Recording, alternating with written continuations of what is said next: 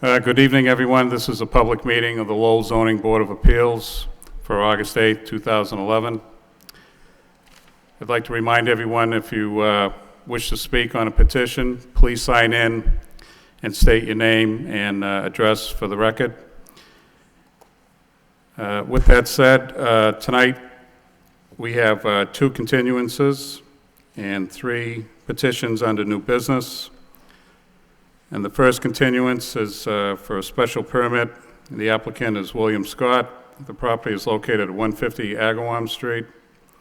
And the petition is to reconstruct a non-conforming single-car garage that does not meet dimensional requirements pursuant to Section 4.5.7 of the zoning ordinance. Will a representative of 150 Agawam Street please approach the board? Yes, sir. Yes, sir. William Scott. You want to tell us about your petition, sir? Yes, sir. What we're basically doing is this garage has been existing as far back from what we could see, 50 years. And what happened is erosion due to a runoff from the neighbor behind it caused the floor to cave in. And we basically want to replace existing structure, the same footprint, not an inch over, and just replace what was there. Okay. If I recall correctly at our last meeting, were you in attendance at the last meeting? No, sir, I was out of town. Okay. Okay. Is there anything else you'd like to add? No, that should cover it. Okay. Just so you know, we received some communication from the city engineer's office, and has he seen this, Aaron? Probably not. We got it Friday ourselves, so I have a copy here I can hand over. Could he please take a look at that, please?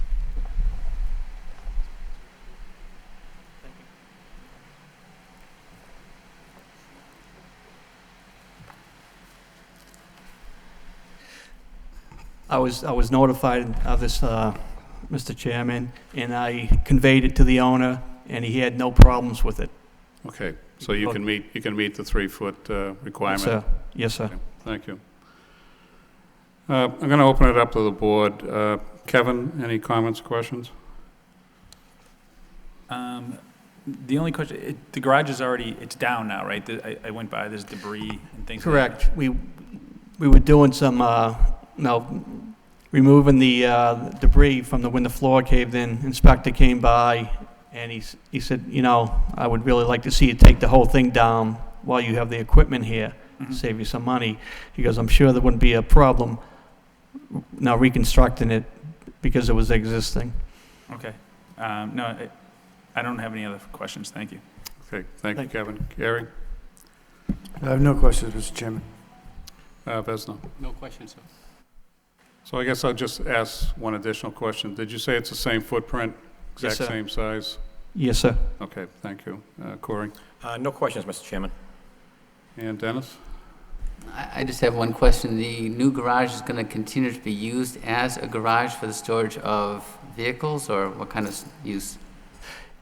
Yes, the usage is not going to change. It's for tenants with excess and stuff, and so it's just not a trash collector.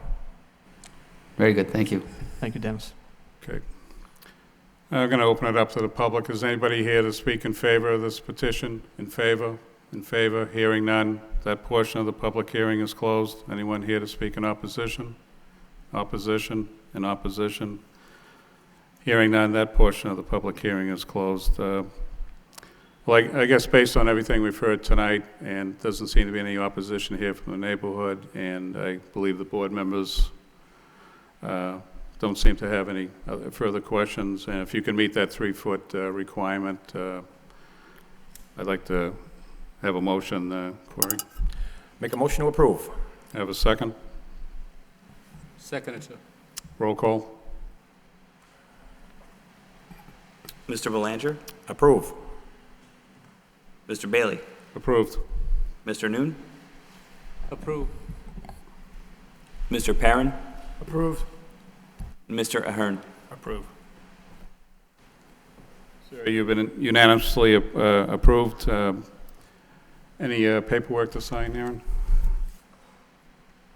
Do you want to use, do you have, okay.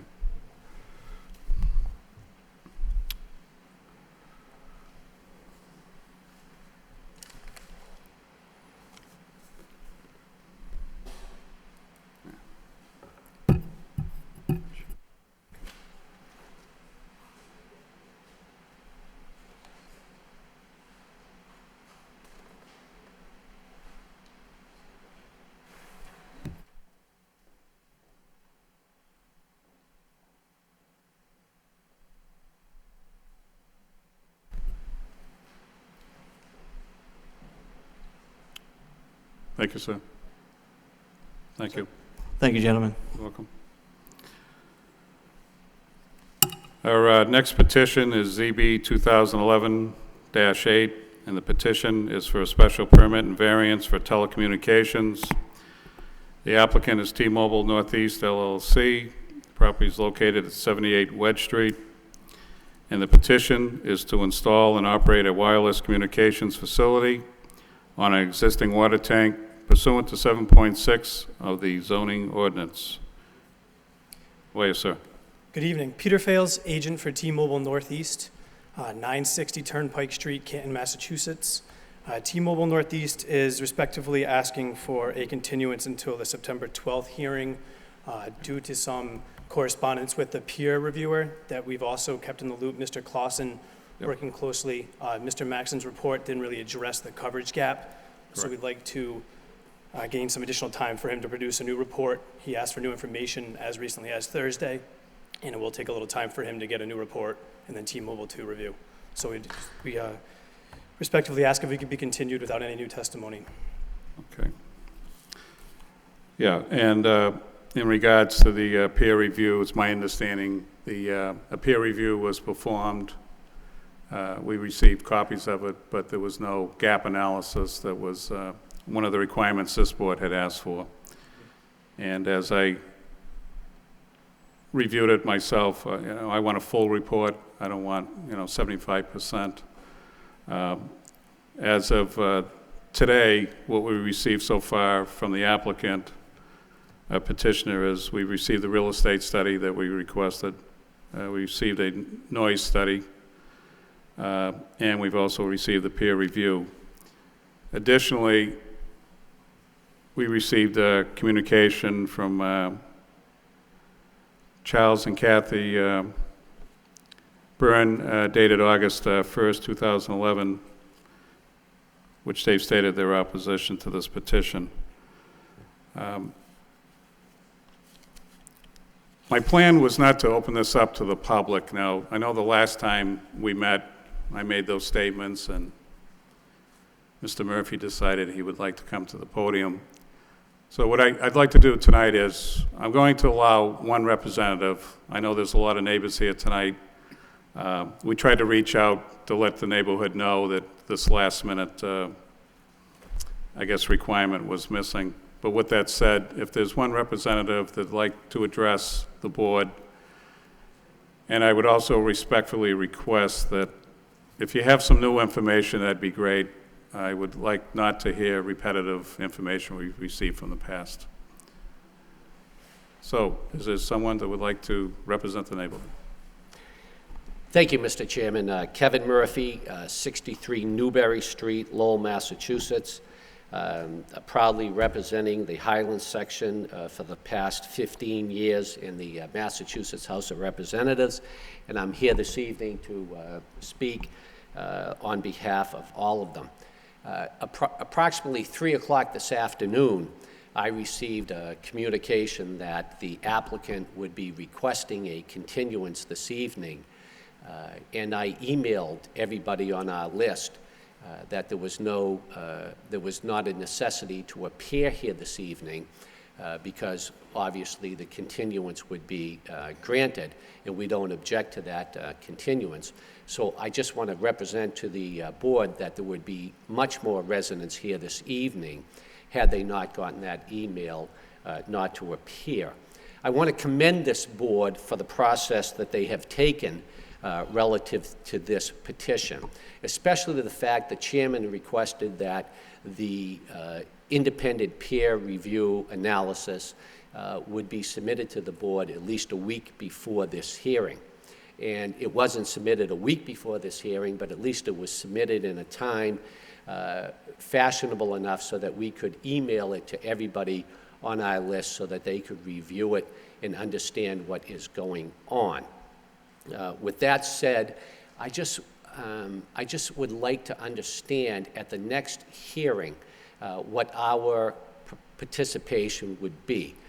Obviously, a lot of the residents want to still tell you what they feel about that independent peer review. I want to tell you what I think is the result of that peer review. And at the next meeting, would you just let me know that beforehand what our participation would be so that we would be prepared to do that? Well, my expectation is anyone that wants to speak before the board will have the opportunity, whether they've spoken before or not.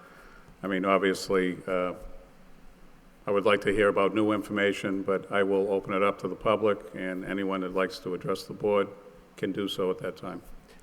We thank you so very, very much, Mr. Chairman, and the Board of Appeals. The residents of the Highlands, thank you so very much for listening to us, and hopefully that you will side with us in the future. Thank you very much. Murphy?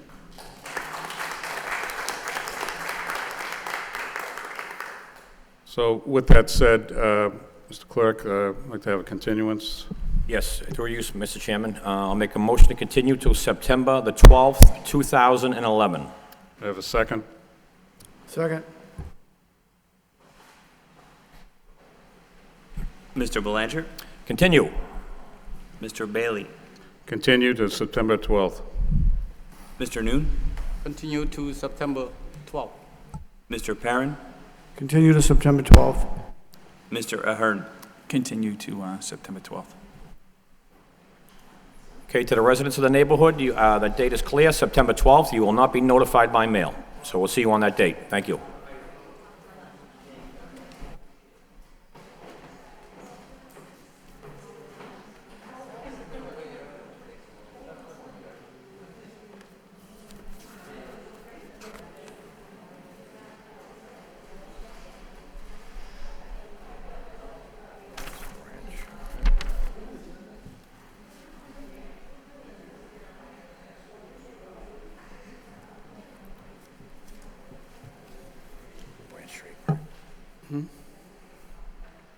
Middlesex Street.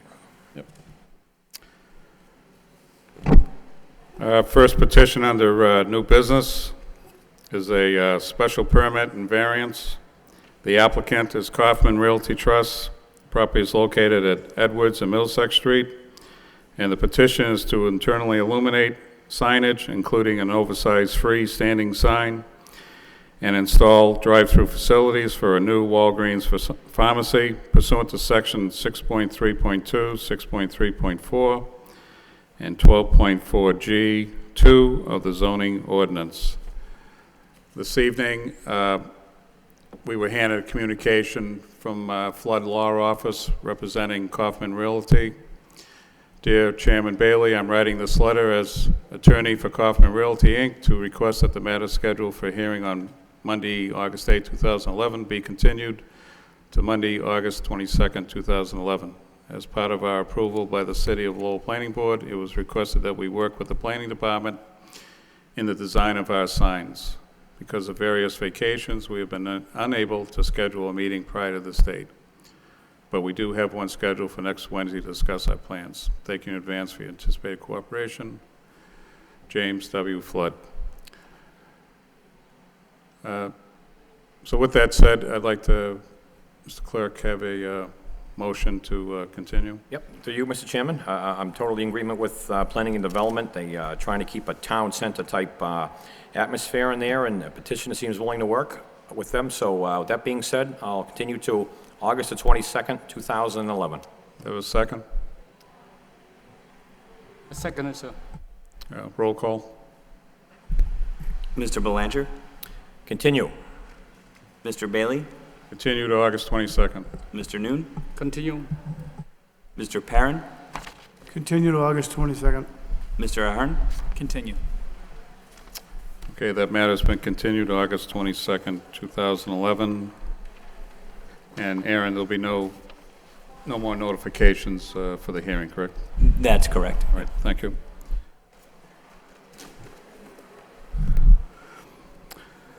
Next order of business is ZB 2011-29. This is a special permit and variance.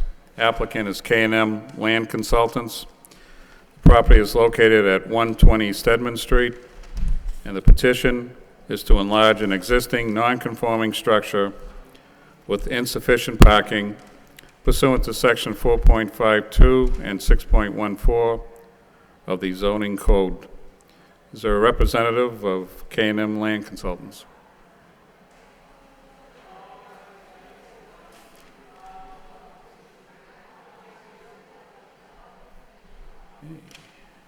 Evidently not.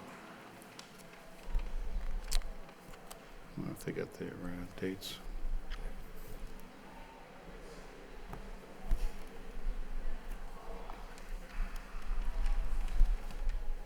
So, Pretty sure Mr. Elanio is aware that his project was on the agenda for this evening, and I don't know if you want to just put it on for later and see if he comes a Okay. little bit. Yep. He may have expected, given the agenda, that it okay. would have been a later item. All right, we're going to move to our next petition. Excuse me, Mr. Chairman. Yes. I'm sorry, is that the K&M petition? Yep. I'm Kevin Murphy. I represent Mount Pleasant Golf Course, which is a direct abutter. Sure. Is this being continued to another date? No, we'll anticipate that they may or may be outside the building, so we're going to move to the next petition, and then Oh, okay, we'll... so we'll just, Yep. I'm sorry, I was outside, I didn't Sure. hear it. Thank you very much, Mr. You're welcome.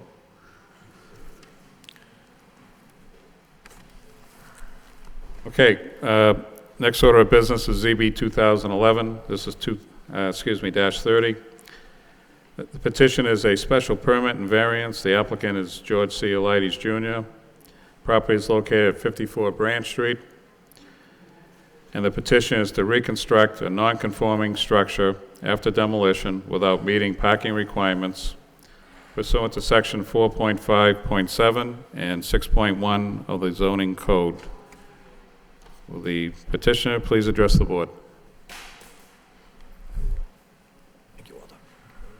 Mr. Chairman, members of the board, George C. Elides Jr., 133 Market Street, Lowell, and I'm here this evening on behalf of the petitioners, who, if you may notice, there's a discussion taking place in the back of the room. There was a gentleman nice enough to tell me that this woman was here about my petition with these folks tonight, but doesn't speak English, so the suggestion was that they go and talk with her, which I guess they did. I'll find out the results, but Okay. at least we got the opportunity for the woman to pass some word on. My request number one would be that I carry a lot more insulation than Commissioner Belanger and Noon do, and I was wondering if I could take my jacket off, if you don't mind. Would that be out of order? You have my permission, Counselor.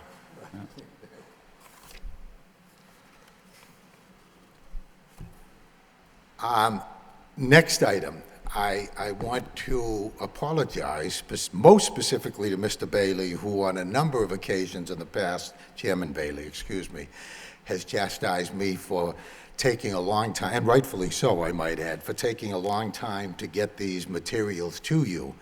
And I think up to this point, for the last half dozen or more times I've been here, I've gotten them here in a timely fashion.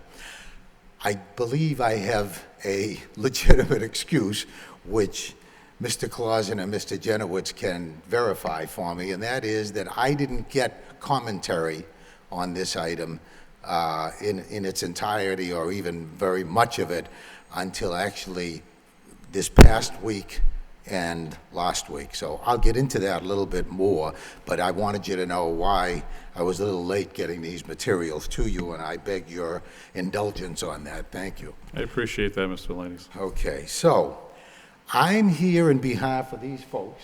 So if you stand up for a minute, please. That's Soka-san and Solip Lak. Come up and sit there if you don't mind, please. They are the owners of property at 24 Branch Street, which is like a block away from the place, the tonight's petition matter. Approximately 12 years ago, they bought the building at 24 Branch Street, and Soka-san opened her jewelry business there. And as she was starting to become more and more successful and comfortable with Lowell, she and her husband purchased the building at 24 Branch Street with the intent not only to run their business, but also to live there. And they went before the Zoning Board of Appeals with a plan, and you know what? For a variety of reasons, because a long time ago there was some concerns about that neighborhood and what was going to happen, it took almost 6 months for that process to complete. But they got their permit, they followed through, and I'm going to, normally I try to give you an index, but unfortunately I couldn't quite do it. And where are the originals? Wally, can you find the originals of those pictures? The first set of pictures in there is the building that they did over. And it was all done hand in hand with the Department of Planning and Development. I wish I had the before pictures that I could show you, because the building was a total wreck. They went ahead and, in concert with the city officials at the time, did this entire building, stem to stern, top to bottom, over. They even provided all this molding work at the top and fixed the entire landscape area around it, etc. They did a marvelous job, and they moved in there. So these people are not only business people, my client who has the jewelry store on the first floor, they're property owners and they're residents of the neighborhood. A little while ago, they bought the building in question that's before you tonight, a block up the street from them, and they would like to do the same thing. They would like to, only a little bit more work. They want to take down a portion of the building and reconstruct it, brand new, connect and put it back in shape, only now they want to put retail, because that entire street practically is essentially retail, on the first floor with a single unit of housing on the upper floors. That's the plan. Actually, what you see in your booklet is a slightly different variation, which was the latest iteration of back and forths with the planning department of what the exterior of the building should look like. And I'm not even sure that Aaron has seen this between his vacations and whatever, but the request that was made by Rachel when she reworked the Branch Street side was that the windows be larger. Now, she wanted multi-pane windows. They just didn't make any sense, but in this particular location, but also a canopy. We did that. So we have come up with what we think is a great plan. Now, in addition to that, currently there is no parking. This unit, and this is the most significant part of what I think we're going to talk about tonight. This particular property was always residential, and this building was used for as many as 8 apartment units over the years. It was built in 1900, and that information I've provided to you in the assessor's list, which you'll see in their assessor's list of information.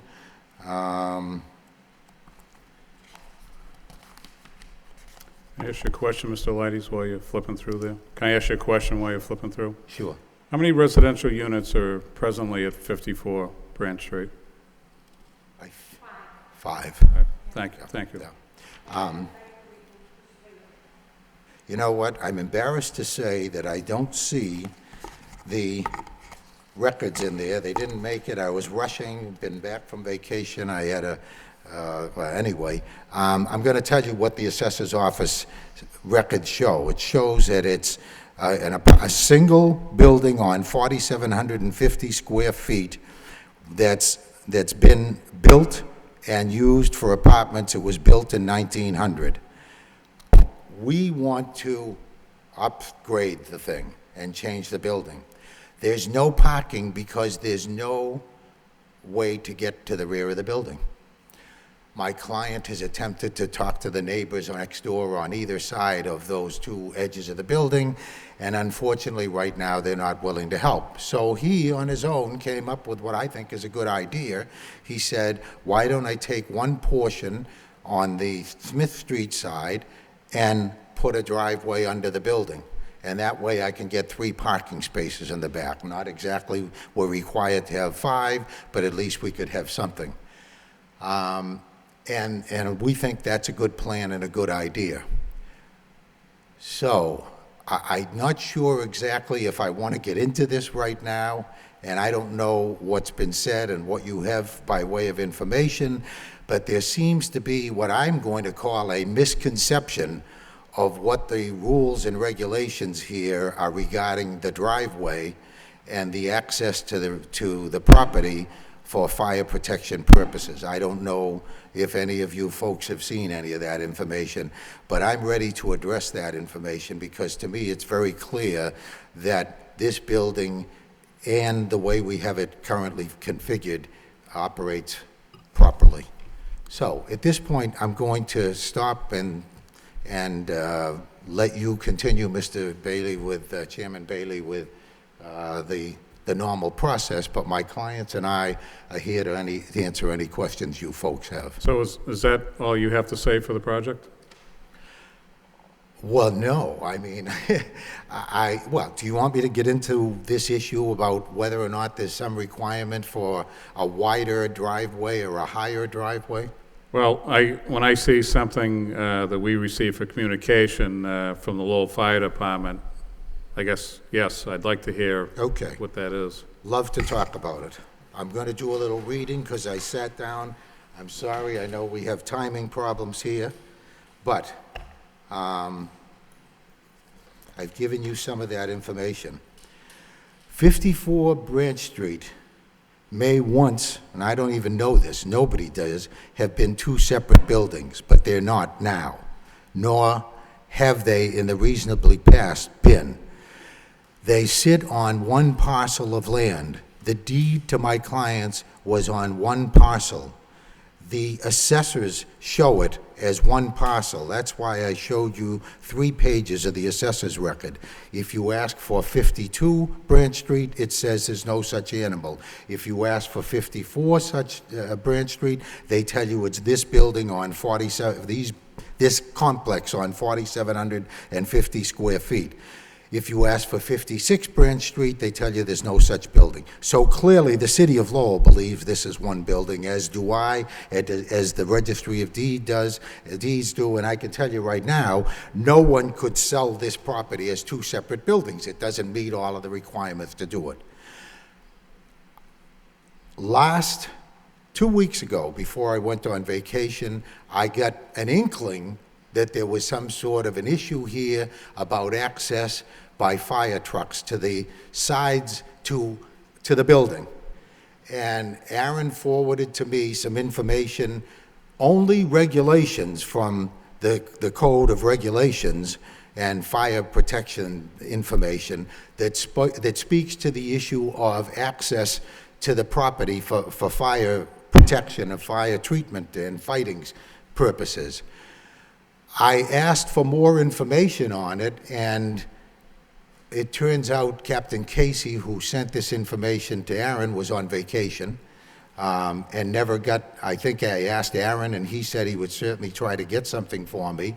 I asked him to do that, and for the first time today, I got what Aaron got by way of information from Captain Casey, which says that the driveway, mind you, not road, the driveway in this situation does not meet the proper width and height for a fire truck to go into the building to fight a fire. Well, if you in fact have the materials that were presented, I'd like to call to your attention, in the CMR, and I think I put it in there for you. I certainly hope I did. And you know what, I didn't, but I think Aaron has provided it to you at the bottom, at the end of his commentary. But it says that the fire department needs to fight, or have access, excuse me, to two sides of the building. Well, it does, son of a gun, because it has access on Branch Street and access on Smith Street. And as a matter of fact, I would even submit it has access to four sides of the building, because as you go up to the side of the building, either on Smith Street or on Branch Street, there's also access to it there. So I don't know what the problem is. No, we're not saying that that driveway, that's a driveway. And by the way, what upset me as much as anything else is the last page of the materials that were sent to Aaron by the fire department talk about 1 and 2 family structures in a 30-unit development. Way off base of what we're dealing with here. So unless I'm crazy, there's two sides of this building available for fighting a fire. I think 4 sides, but certainly 2. Branch Street and Smith Street. So as far as that issue is concerned, Mr. Chairman, I know nobody, and certainly not this board or whatever, wants to be in a situation where they're not following all the recommendation, and there's not even a recommendation, by the way. And I think Aaron himself has said to me, and I'll give him the opportunity to correct me if I'm wrong, that yeah, he saw the regulations, but he doesn't know, and he was just asked to look at them and pass them on to the board by way of information to the board. So that's I can elaborate and go on it a little bit more, but to me it's very clear that there are two sides of even if someone tried to claim they were 2 different buildings, well, certainly there's a Branch Street and a Smith Street side to the building, and there's a Branch Street and a right-hand side to the other building, the low-rise building. And you know what? It's within 100 yards of a firehouse. So that's my story, Mr. Chairman. I'll be glad to answer any other questions that the board might have about it. Okay, so I guess to Aaron, Section 4, where it talks about Captain Casey, and talking about the new retail building, and so when I see the sentence, he further noted that access must be. Now I take must be as has to be. Now obviously Captain Casey's not here, correct? No, he's not here. I did have a chance to have a conversation with Captain Casey this afternoon to get some clarification on how the fire code applies in this case. And he did want to have it, he did ask that he get a chance to review it in a little bit more detail, but based on our conversation in clarifying to Captain Casey the uses of the building itself and the fact that the portion of the building that's going to be raised and rebuilt includes a commercial use or retail use on the ground floor, with the residential use on the second floor, actually changes from his perspective on how the fire code applies. And in that case, he did feel, just based on our conversation without having the benefit of going through the fire code, that Smith and Branch Street would be access to 2 sides of the building. In our earlier review of the project, he was looking at the 2 buildings as separate buildings, and that the fact that the portion that, for lack of a better term, looks like a residential building that's being torn down and being rebuilt changed the kind of the makeup, and so that the 1-story building itself was the one that needed access from 2 sides. But again, as we reviewed it again today, he felt just on a conversation level that Smith and Branch would provide the access on 2 sides, which is required of the fire code, which would change the whole need for a 20-foot wide drive lane or 13 feet height. So that was, if it was just a retail, a new building. Okay, thank you. So with that said, I think that's been addressed, Mr. Alides, as far as the concern. I believe that condition, well, not condition, but that comment by the fire department has been met. based on number Yeah, 4? based on the conversation, you know, the board may wish to just to condition the approval that the fire department have a chance to provide their final recommendation in working with the applicant if they wish. But just based on the conversation and clarifying the uses, it sounds like the Smith and Branch Street would provide the 2 sides that they need for fire access. Okay. So one question I'll ask is, so the present owners, to your point about 52 and 54, you're claiming that they're not two separate. Absolutely Okay. not. Not only are they claiming it, the city's mandating it. Okay. Taxes are being paid on just one parcel, Absolutely. but supposedly there's 2 separate mailing addresses, I guess I would call it. Well, every apartment building, I mean, think of one apartment building after another. They all have 4 or 5 or 6 separate addresses for their. So when the in same building. reconstruction is done, or when the reconstruction is started, they're going to eliminate the present building that's there and build brand new, is that correct? A portion of the building. In other words, the portion that's on the side Right. of Smith Street. Right, the corner lot. Right, yeah. comes down. I'm going to call it 54 for this, Right. for argument's sake. Yeah. So when it's reconstructed, is it still going to be attached to the other facility? Because it's only an extension of Okay. one building. It's no different than if I decided to tear down a portion of my house that I thought was run down and. Is there going to be any commonality between the 2 buildings? Is there going to be, Sure. open space? Sure, there'll be access certainly between the 2 buildings because they'll be serviced as one building. There'll be, whatever. What about the residential piece? The residential piece will have only one apartment upstairs on the 2nd floor of the Smith Street building. And that will have multiple, obviously it'll go with the code.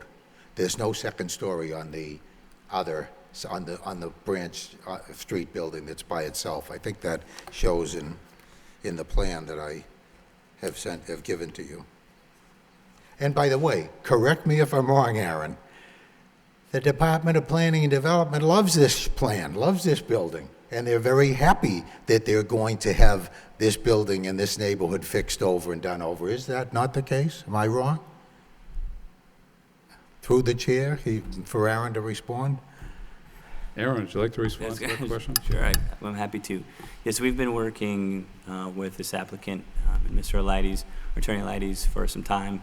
It is a good opportunity. It is, as the board probably knows, the manager's target initiative neighborhood, and we do have a couple other businesses in this general area that are going through the sign and facade program that we have. So yeah, we see it as a great opportunity, and we appreciate the fact that the petitioner and the property owner is willing to work with us to kind of try to expand on some of the work that's being done in the neighborhood already. Okay. Yeah. So I'll just ask for one bit of clarification, then I'm going to open it up to the board. Again, to the units, you're saying there's going to be one new unit, residential unit, above the new structure that's being built, right? Correct. So Okay.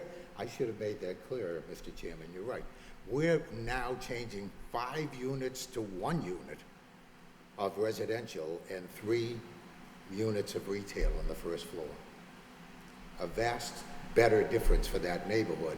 And currently there's 5 units with not a single parking space for them because the building was built 100 years ago and they didn't worry about parking spaces when they did that.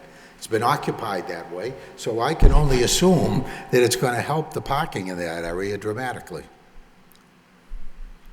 So how many residential are in the building that's not being affected?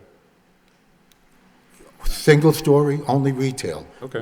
The final product of the building, Yep. the reconstructed building will be 1 residential on the upper floor and 3 units of retail on the 1st floor. commercial. My mistake, 2 businesses on the 1st floor. So we actually only need 4 spaces. Okay.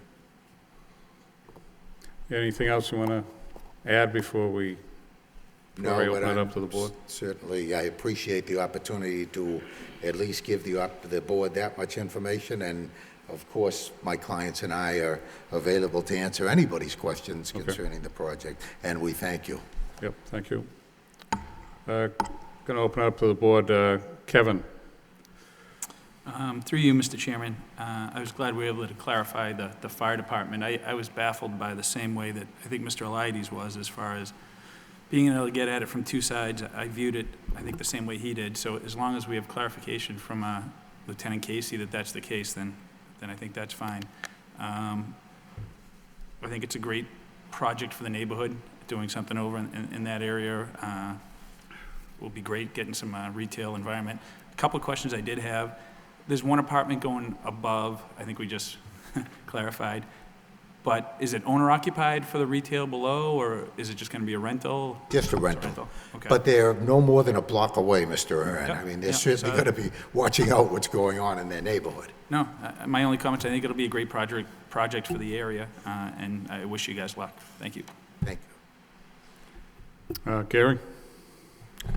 Through you, Mr. Chairman, to Mr. Elides, as I look at your site plan, and it indicates in the rear for snow storage, is that going to be temporary snow storage, and it's going to be removed as piles high? And what is the approximate square footage? I'm just thinking of the past winter we had. If we have, feet upon feet of snow, is it that going to encroach onto the only 3 parking spots that you have there? There's actually, I think, more than enough extra room on site, Mr. Perrin, because we can only legally get 3 that meet the requirements of the code, even though there's, if you and I, if other people owned the building and just wanted to, if that were a private house and they wanted to stack cars, they could probably get 5 or 6 in there pretty easily. But the bottom line answer is, if it ever came to having to pull any snow out of there, they'd pull it out of there. That would be my only concern, if we had another winter like we had this past winter, and the snow just kept on piling up, pushing onto those parking spots. It would encroach onto that handicap parking spot. I think it's a wonderful project. I think it's well overdue. I think the community in that section of the city have taken great pride in their neighborhood, and have shown the rest of the city what hard work and dedication to the community can actually do. I do appreciate the site plans and the existing, the view. I think it's going to be much more aesthetic, blending the residential and the commercial piece. And I do agree with the clarification with the fire department, because I did have some concerns through Captain Casey comments, but relative to the access by both streets, that those have been addressed, and I do appreciate it. Thank you. Thank you. Thank you, Gary. President? Thank you, Mr. Chairman. I too concur with the city that this is a long-awaiting project that need to happen. I believe that the current, the existing structures and what's in there now is really a detriment in terms of fire prevention and fire protection, and the proposal is certainly going to help the fire department in terms of access to the properties, also beautify the areas as well. And I noticed the petitioners for some time, he's very, very involved in the community, and also a retired public school educator as well, the owners. What I do have questions is concerning this petition is that Attorney Elias indicated that there's 2 commercial use downstairs on the first floor. Do you have an idea yet as to what's going to be going in there? What kind of retail? I have to ask Soka-san and her husband to come Could up, you, please. could you Come up and come to the identify yourself. podium, please? Name and address for the record. The first idea that I have, probably I would like to keep that building very nice and clean like I do have right now. But the first of all, maybe salon or either jewelry store on the first 2, and the 1 residential upstairs. But first of all, I would like to add a little bit for you to understand me. That is, I do care about the building, I do care about the property, but I know that is a fire department more concerned, because They say they do everything by regulation. I agree for that, but this building is not big, and also it's not far from fire department. And talk about access for fire, not just 2, they have 3. One on Brent Street, another one on Smith Street, and another one from my friend driveway, Dara. It's a big driveway. It's 3. And also, I think they can spray the water from the fire department and to my building. And the fire hydrant in front of my building as well. So for this, please try to be accepted. I care about this building, I care about this property more than the fire department. They understand that. Okay. Thank you. I think she's trying to take my job away from you, Mr. Chairman. Thank you, Attorney Elias. Did that answer your question, Commissioner? Yes, yes, and she went over to the fire department. I understand fire department, that's their job to protect for safety and Exactly, whatnot. and that's kind of why I'm taking that recommendation very seriously as well. You're right, Mr. The upstairs, the one residential use, how many bedroom is going to be?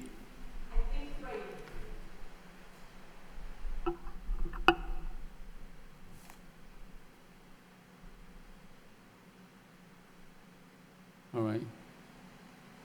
Thank you, Attorney Elias. Thank you. very much. Thank you, Mr. Chairman. Thank you, Vesner. Couple of questions, Mr. Leides. I had a similar question that Gary had brought up around the snow storage where it was located. But obviously, if I look at the layout, especially where you have the parking, the 3 spots set up, I know generally snow storage is put as far away from the building as possible and stockpiled. Correct. So as far as the parking goes, question I'll ask of Aaron. Aaron, the calculations that were submitted, are the calculations correct that they would need 5 in total for this site and they're proposing 3? I believe the 5 is for the retail spaces. So the residential would be 2 parking spaces per residential unit. So the total would be 7. However, there is a shared parking chart in the zoning code where you can get efficiencies on different uses. And I don't have it in front of me to know, but it's quite conceivable that 5 would be the required parking based on those efficiencies gained. Okay, 5 required, Aaron? 5? 4 proposed is what I understand that, was showing. For current, 5 residential units would require 10 parking spaces. So that would be what's there now as a current use type. So it goes from 10 to... Correct. So 5. the plan shows 3. Obviously, they're seeking a variance because of the parking. Mm-hmm. But is 5 the total, or is it 7? I'd have to do the calculation really quick, but Okay. it's very conceivable that it would be. May I respond? If you want to, just a minute, Mr. Leides, if Aaron wants to take a look at that. I know when I read through the particulars, now the drive under building, the way it's described here, there's supposed to be, what's the purpose of driving under the building? To get parking. Okay. If we can't drive under the building, we can't get to those 3 spaces. And that's the way it exists now. There's never been an opportunity to put parking spaces on the lot. Okay, so I guess the drive under building is pretty much the new building you're putting in will go back far enough that you're going to have to drive under. What I was thinking with the small mind that I have is that you were providing parking underneath, like going in from Smith Street, and I was like, okay, you could probably get at least 2 spots there if you wanted to be creative. But It's not a small mind, Mr. Chairman Bailey, because I got that impression first, Believe and me, then it's a it small got mind. clarified to me. Okay, so with that answer, another question I have is the proposed rollout bin with the screening that you show here, is that supposed to be where your dumpster's being located? Correct. Okay, when you say proposed, is that where it's definitely going to be? If you say so. If this So board how do we, says- how do we get a truck back there for taking care of the, Oh, I think they'd have to roll it out to the, under the driveway and to the street. That's commonly done. That happens Okay. downtown all the I time. wasn't sure of the size, you know, when we talk about dumpsters, this is going to be a smaller version. Correct, That can be manually pushed back and forth. correct. So you'll have enough, obviously, egress to get in and out of there. I was just wondering how that was going to be set up, Right. which probably goes to Mr. Noon's question about the type of businesses were going to be in there. Obviously, if you had a market, I would think you would have that much more Oh, of boxes course. and trash that needs to be thrown, so that's why I wanted to ask the question.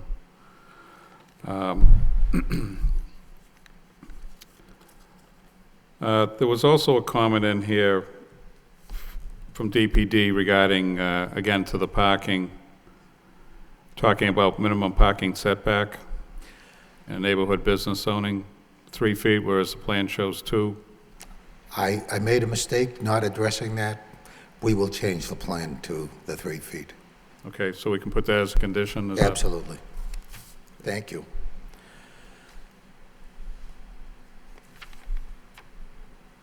Okay, Aaron, did you have a chance to go to the drawing board?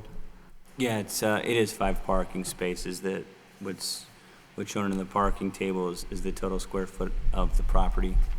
So that would include the square footage that is going to be allocated for a residential unit. So it's more closely 2,500 square feet for retail, which would be 3 parking spaces, and then 2 parking spaces for the residential. There's not enough parking requirements to really gain an efficiency out of it, but the required parking number that is shown Correct. on the plan is correct. So based on code, they're two spaces short? Correct. Correct, yep. But I know I can speak for myself, Mr. Laddies, we always like to see off-street parking as opposed to no parking at all. Absolutely. And one of these is designated as ADA, correct?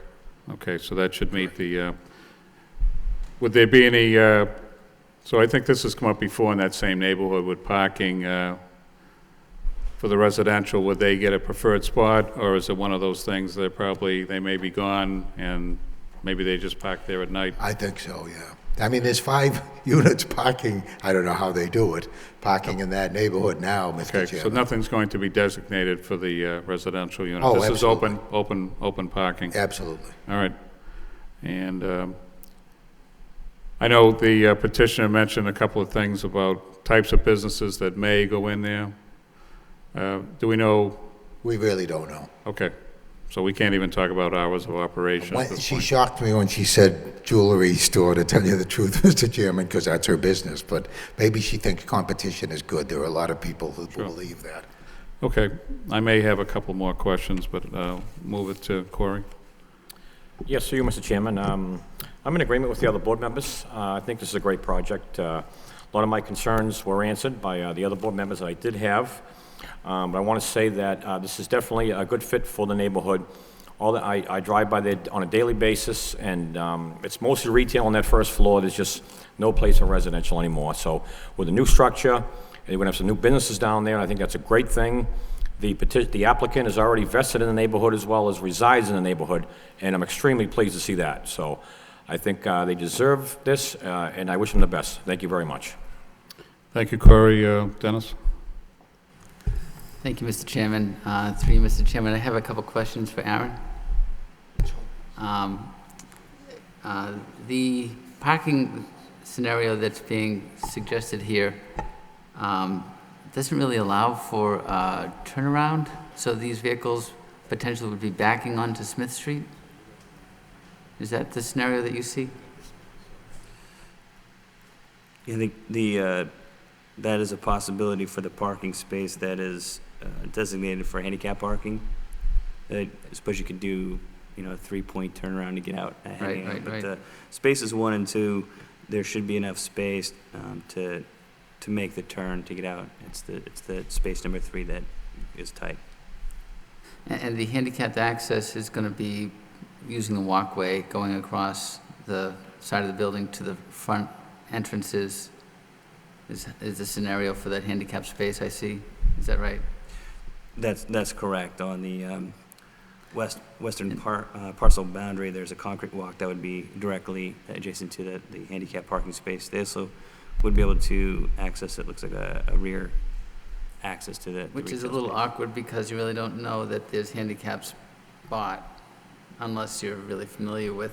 Unless you're familiar with it. Right. It's actually, this proposal doesn't, they wouldn't be required to provide an ADA parking space for ADA standards, as my understanding is. So this is over and above what would be required.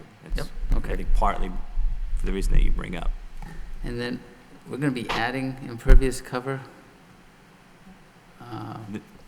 Yes, I believe so. Currently, right now, that is landscape. That is landscaped. And there's nothing zoning requirements for green space in this neighborhood for commercial? Or are we meeting green space? There is a usable open space requirement for residential. I think it's 250 square feet of usable open space. It's not very big. It's absolutely not very big. So we're meeting that. But it might be right off of that, very close to it, but 50 per dwelling unit. For the commercial, there's no requirement. Are we looking at any way of controlling? Do we need to worry about any control mechanisms for drainage here for the additional? City engineer typically would provide comments on those, and I think this evening, that the comments from the city engineer were handed out for each project, and Ms. DeMayo indicated that a stormwater report and driveway permit would be required for this project. So any kind of new driveway or parking facility, it's really a paving permit, would need to seek a permit through the city engineer, and that's what they're looking at, is the stormwater element. So the general standard for a project such as this is that there's no new runoff the site, stormwater runoff from the site, and that's what the city engineer would be looking at. The confusion is the parking is required or being provided for the residential piece, no? Well, Almost probably like a both. driveway? Probably both, okay. So we would be then looking for a report for how we would handle the runoff for the parking lot? Right, Okay. right, and that's what I think the city engineer is Yep, asking yep. for, and it would be in when, and at the Makes point sense. the petitioner is going to seek their paving permit or driveway permit. I do think this is a great improvement. I like the idea that you're taking existing stock and renovating it in a smart way so that you use parking and you don't show it. It's kind of tucked away behind, which is really nice. And I think the idea of having a 2.5-story building on that corner, kind of mirroring the other side of Branch and Smith, is a nice balance, and I really think that we should support this. Thank you, Mr. Chairman. Thank you, Dennis. I just have one additional thing, and then I'm going to open it up to the public. Another comment had to do with the abutting property on Smith Street. They were looking, because that's traditional multifamily, trying to do some buffering, landscape buffering.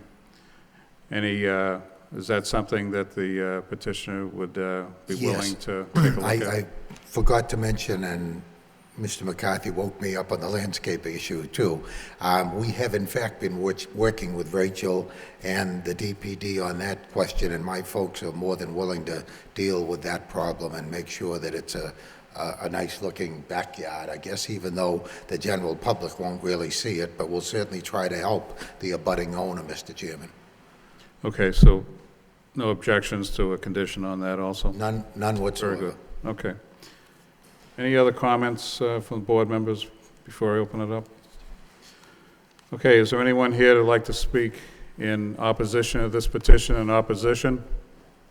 Hearing none, that portion of the public hearing is closed. Is anyone here to support the petition? Support? Hearing none, that portion of the public hearing is closed. Well, I think each of the board members had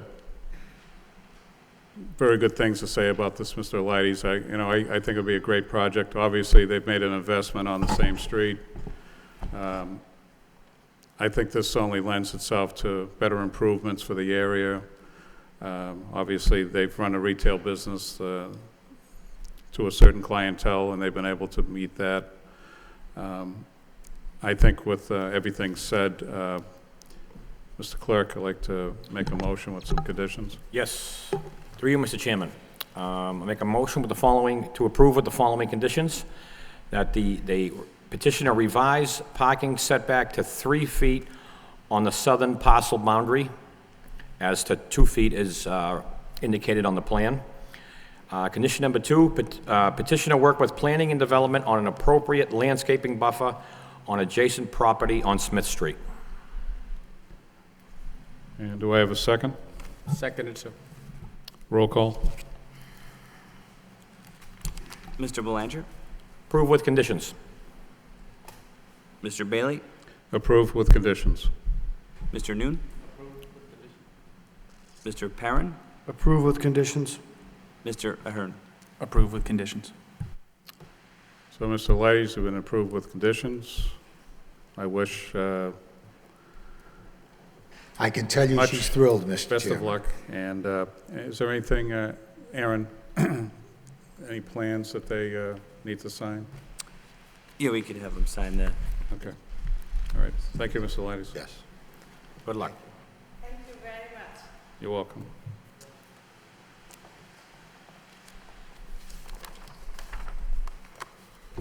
Concerned about parking for the tenant upstairs, maybe sometime I'm looking for the tenant without a car because there is shopping, grocery, everything in there.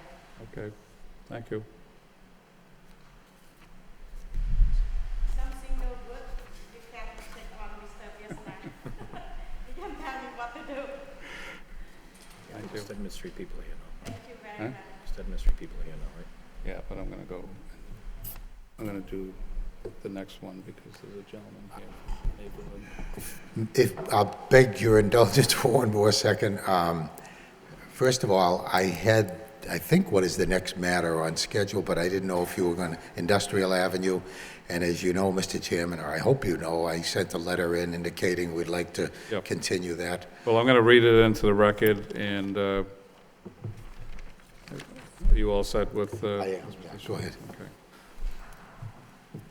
Okay, our next order of business is ZB 2011-31. And the petition is for a special permit, and the applicant is George C. Alides Jr. The property is located at 109 Industrial Avenue E, and the petition is to allow the sale of propane for general public use pursuant to Section 12.6 of the zoning ordinance. And this evening, we received from George C. Alides, Dear Chairman Bailey, this office represents Lenmar Realty LLC, petitioner for a special permit to allow the sale of propane for general public use under case number ZB 2011-31.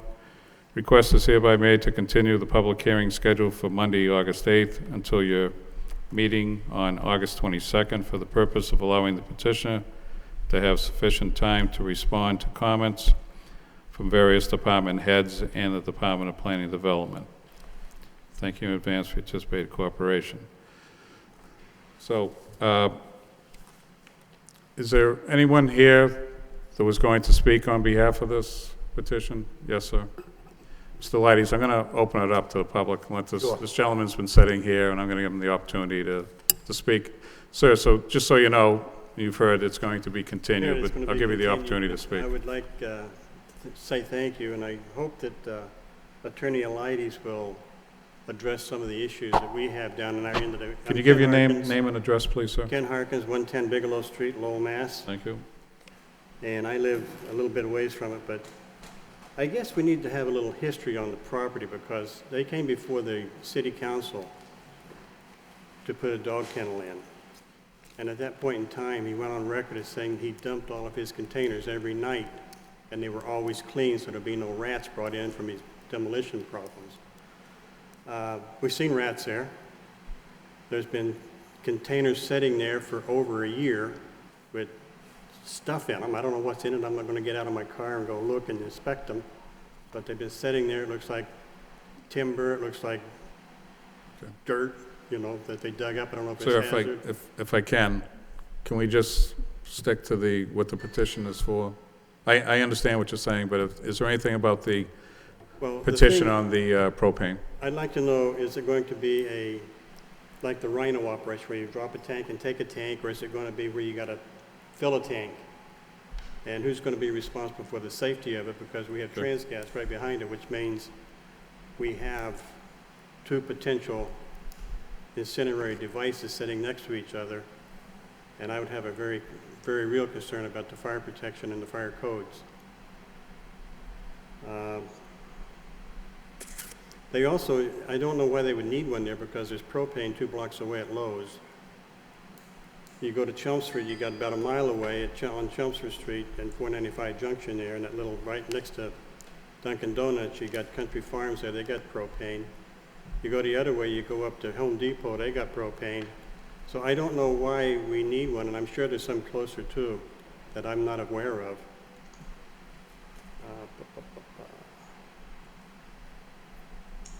Okay, and who's going to own it and operate and be responsible to the neighborhood? Because the current landlord has not been that responsive in taking care of the containers, and I just have the fear of propane tanks piling up and piling up and piling up, or the business going out of business and everything being left behind. Perhaps Attorney Alighty can address that at the August 8th meeting. Thank you. Okay, thank you, sir. Hi, Mike. Okay, Mr. Clerk, you want to make a motion for the continuance? Through you, Mr. Chairman, I'll make a motion to continue the petition till August the 22nd, 2011. Do I have a second? Second. Roll call? Mr. Belanger, Continue. Mr. Bailey, Continue to August 22nd? Mr. Noon, Continue. Thanks. Mr. Perrin, Continue to August 22nd. Mr. Ahern. Continue. Thank you. Mr. Chairman, last word, I promise. It's my first opportunity to appear before our new board members, Mr. McCarthy and Mr. Ahern, after 40-plus years at the business, and I'm looking forward to maybe having a couple more appearances before you gentlemen in the future. Not that, of course, that I'm trying to sway your vote in any way. So welcome to the board, and I'm looking forward to seeing you. And once again, thank you for the vote on Branch Street. We appreciate it. Okay, thank you, Mr. Ladies. Okay, for those of you that were here on 109 Industrial Ave East, it's been continued to 2 weeks. You will not be notified by mail. Thank you very much. Okay.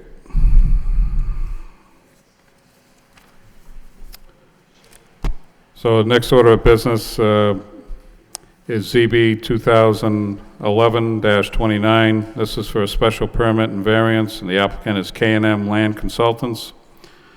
The property is located at 120 Stedman Street, and the petition is to enlarge an existing non-conforming structure with insufficient parking pursuant to Section 4.5.2 and 6.1.4 of the zoning code. A representative of K&M Land Consultants, please address the board.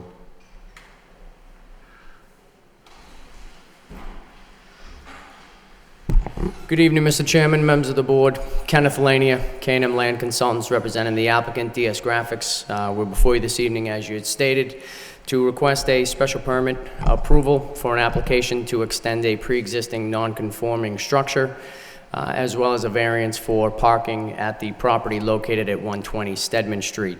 The parcel itself is better known as DS Graphics, and it is located at the intersections of Stedman and Wilbur. The structure itself is approximately 128,000 square feet, so it's rather large. Approximately 3 acres of the 6 acres of the site is building. I do have some handouts that I'd like to just provide to the board just to better acclimate themselves with the drawing that I've placed up on the easel, if that's all right, sir? Yes, sir.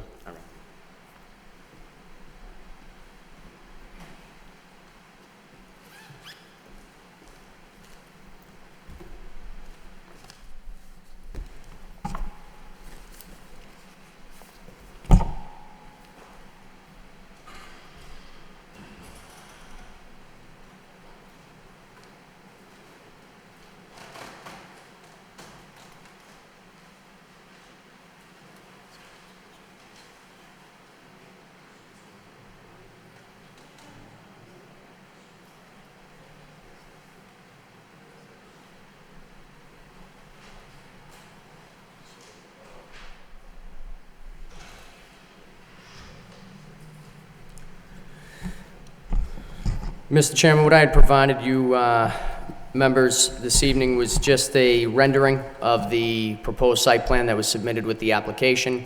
This rendering, I hope, will assist you in identifying the upgrades that we're proposing to the site. As you've reviewed in the application, we are just proposing to construct a 2,400 square foot addition to the southeast rear corner of the existing structure. Along with that structure being built, we will have to relocate a small portion of the on-site drainage system to allow for the new structure foundation to be installed appropriately. That drainage line will be the same size, will not affect any of the current flows of the existing system, and will be relocated outside of the proposed structure. Those lines are shown in the dark purple as it comes outside of the building, and as you can see, the line that's dotted purple on that rendering, that would be the existing line that would be relocated. In addition to the proposal, we've also provided recharge for the proposed rooftop drainage. That recharge was provided through the use of 4 underground Caltech chambers. When we provided the application submittal, we also submitted calculations regarding the recharge numbers. We have provided on the site 2 times the required amount of recharge per the Massachusetts Stormwater Handbook policy issued in 2008. We did receive some comments from Mr. Thomas regarding the proposal based on the application that was submitted. Some of the comments I'd like to address this evening through you, Mr. Chair, if that's appropriate. Comment number 1 has 5 items addressed A through E. The first, the board may wish to have the applicant demonstrate that the underground stormwater field functions as required. We did take an opportunity to review the system through the removal of the rims of the manholes and catch basins. It is our opinion that the function is functioning appropriately. We do not foresee or see any on-site flooding coming from that system, and we believe that what was approved in 1998 as part of the expansion of this property is currently functioning appropriately. Runoff from the new shed can only be recharged from a non-asphalt roof. Again, we have no problem with this comment. We do intend to have this as a metal building, and we will recharge from that rooftop only. All catch basins shall be cleaned. I discussed that item with the applicant, and they are in agreement that we'll move forward and have that completed as part of the conditions. The board may wish to require erosion controls. Again, we see no problem with that as a condition for this approval. The sewer manhole indicated in the drain line should be changed. There's an existing on-site structure that for some reason has a sewer manhole cover on it as opposed to a drain manhole cover. We will correct that in the proposed development and make that a drainage manhole cover. There was some items brought up regarding whether or not the existing structure was sprinklered. It does have a full sprinkler system, a fire alarm system, and the small portion of the building that we are going to be relocating outside, which is currently the existing waste area on the interior of the structure. We will review that with the fire department, and should it be necessary to sprinkle that spot, we will do so. We did have a discussion with Mr. Thomas regarding the location of the property to, I believe it's Black Brook, which runs through the Mount Pleasant Golf Course adjacent to the parcel, but we are well beyond the 200-foot riparian zone buffer requirement under the 310 CMR 10 Wetlands Protection Act, so we don't believe that this will be an issue. There was a question as to the removal of the trees on the southeastern property line. There will be a requirement for some trees to be relocated in that area. I believe that my client has had some discussions with the abutting property owners, and they're looking to coordinate possibly the inclusion of a fence along that property line, and I think that that can be worked out between the abutters and the applicant and made a condition of the approval this evening.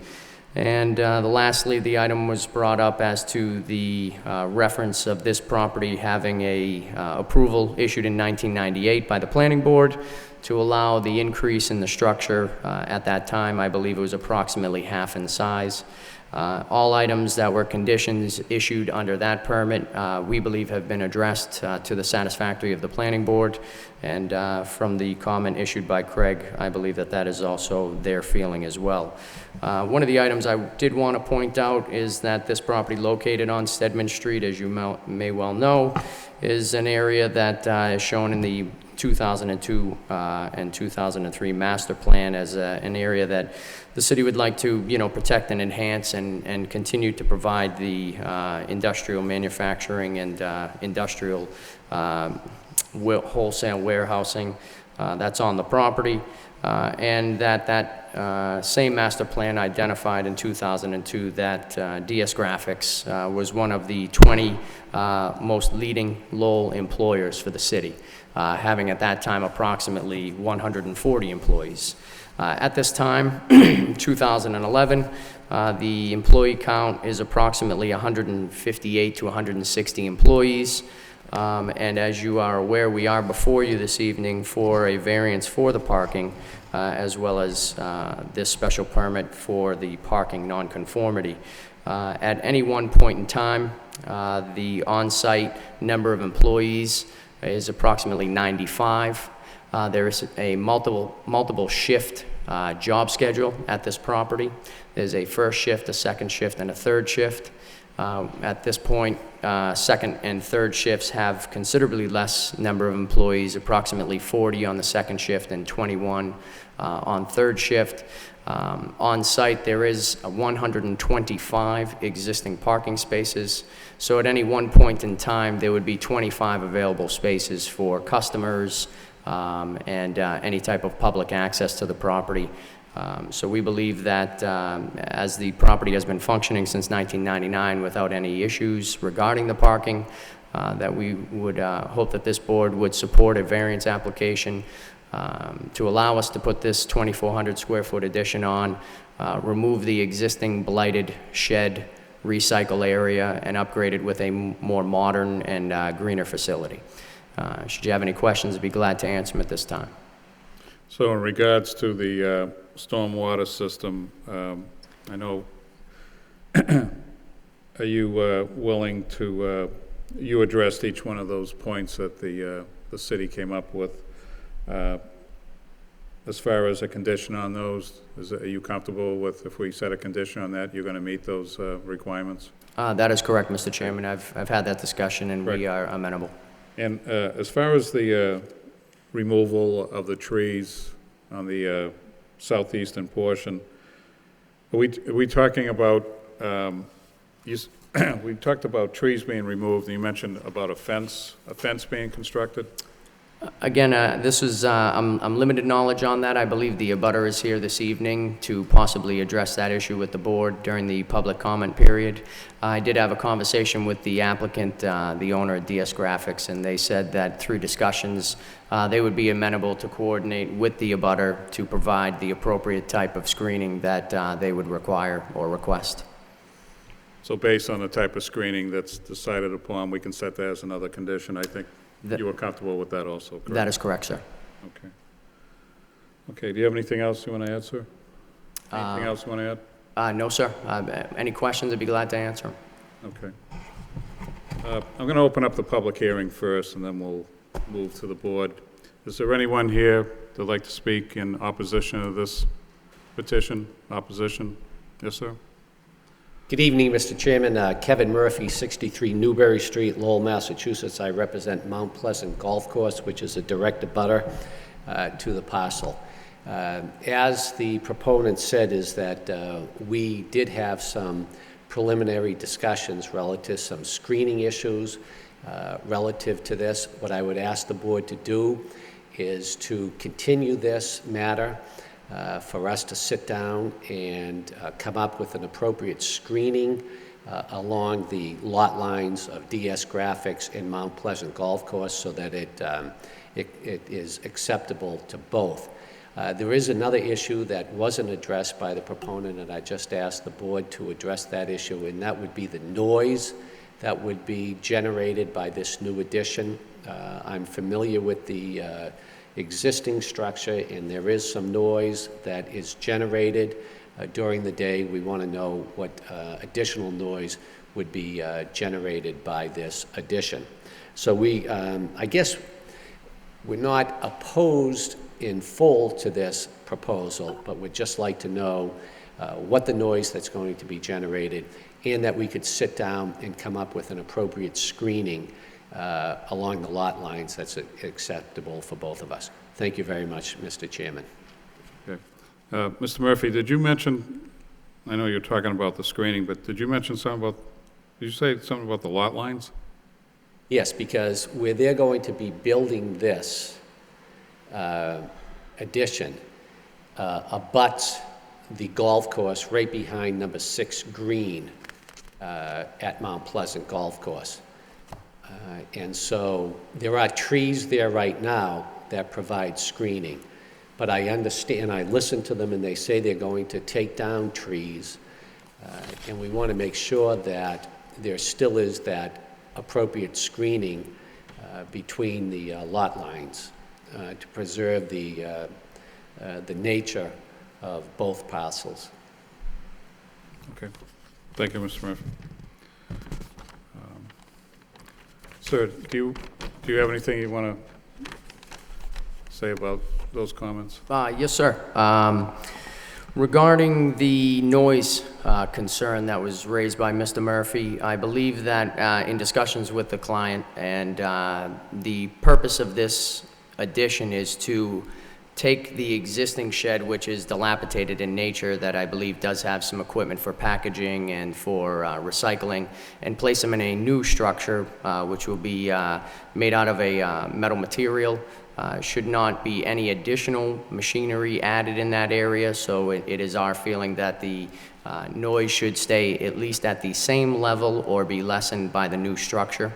The other item that was addressed by Mr. Murphy regarding the landscaping and the buffering between the two properties, again, I did have conversations with my client.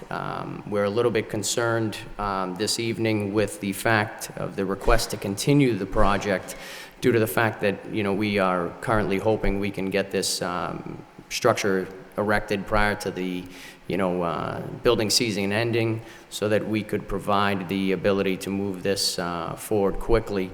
And at this point, you know, my client is amenable to work with Mount Pleasant to come up with a, you know, very comparable landscaping buffering area along the edge of the property line, as well as, you know, possibly installing a fence at the request as well. Okay. Yeah, I mean, I was looking through your, the handout here. I know there was nothing to my knowledge in regards to like the type of noise that would be generated, any noise study or anything like that. But the facility is supposed to have no employees in it, correct? There will be no new employees in the facility. What it is, it's you know, they're getting a baling machine, pretty much a packaging machine. It's a graphics company, printing. They do a considerable amount of paperwork, paper products. So there is recycling and waste that's obviously attributed to that type of use. So is this an extension of what you already do? Exactly. Or what DS Graphics already does? It's a modernization of the equipment in-house so that we can have a more efficient system for recycling and removing waste. Is the new facility going to be fully enclosed? In other words, is there anything emanating from the top of the building? Are there any stacks? So in regards to noise, is there any type of material that's being used to buffer or reduce the noise? You know, currently there's nothing in the proposal that is a soundproofing or dampening type of material that we have proposed. You know, we felt as though with the new structure being modern as opposed to the old structure, that would provide, you know, at least equal, if not better, sound attenuation on the property. And again, if we work with the abutter to provide some additional landscaping and fencing in that area, I think it would be a great help. Okay. Thank you. Anyone else like to speak in opposition to this petition in opposition? Hearing none, that portion of the public hearing is closed. Anyone here in support? In support? Hearing none, that portion of the public hearing is closed. Going to open it up to the board. Kevin? Through you, Mr. Chairman, I don't have any specific concerns about the building other than the fact of the abutters. So I guess if you're opening the door and being amenable to our potential approval of the project at their hearsay as far as what we're going to put as either a fence or shrubbery or whatever, what have you, if you're amenable to their approval of that, then I don't have an issue with the project. Yeah, again, I think that we're 100% amenable to work with Mount Pleasant. You know, been a great neighbor all along. I think we've been in business since 1988, so, you know, we've been a good neighbor as well, so we'll continue to try and make that connection. Okay, I guess my only question, maybe through you, Mr. Chairman, to Aaron, would be if there's a stalemate there for whatever reason, where it goes to from there. Aaron? The board may wish to craft a condition such that the applicant or the petitioner work with the abutter and DPD. We can participate in that meeting, and that whatever final plan that has been agreed upon should be presented to the zoning board in the future at any rate. And if there is any kind of breakdown in the discussion, that the board have a chance at that point to make a determination of what the appropriate steps would be, you know, whether or not. Okay, yeah, I don't want to hold up the project, but at the same time, Yeah, I want to be fair to all parties. I think that we would be amenable to that condition. Mr. Chairman? Yes, sir. The next meeting is August 22nd, which would give us ample opportunity to sit down with them and resolve these issues and come back August 22nd with a proposal. So we're not holding up their proposal. It's only like 2 weeks. I just suggest that we could sit down and discuss this with them and come up with a compromise. Okay, thank you.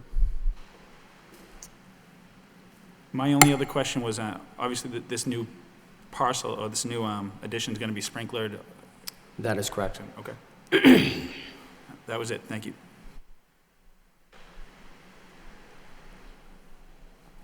Gary? Through you, Mr. Chairman, just a couple of quick questions. As you stated that the existing new structure is going to house a baler. It's more of just what they have for machinery to put cardboard boxes and papers together. I'm not sure the official name of it. I look at it and it appears to me like it's a baler type of, you know, compresses the paper and, you know, almost zip ties it per se. And is it an automated system? You said was it going to be Believe it is. employees Is it an in there? automated system? Yeah, it is an automated system, yes, sir.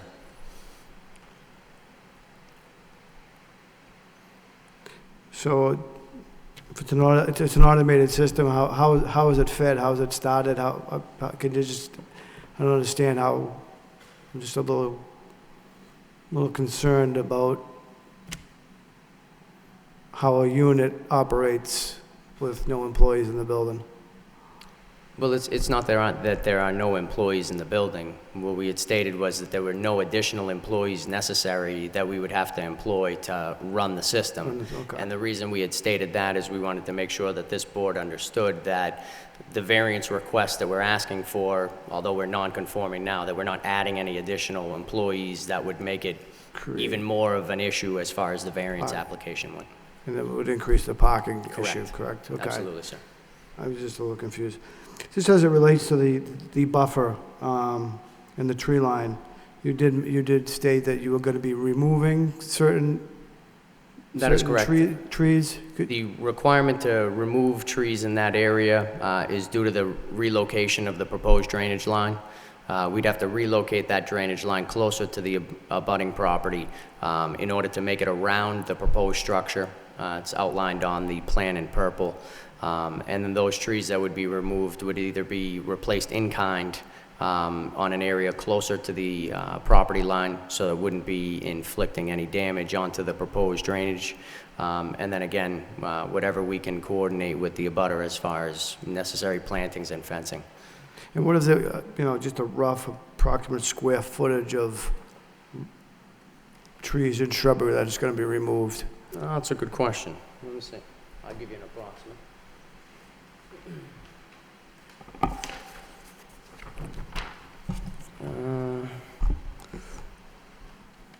Based on the plan work and the review, or approximately 300 feet of pipe at the max, maybe approximately 20 feet onto the property, so we're looking at, somewhere around, 6,000 square feet max.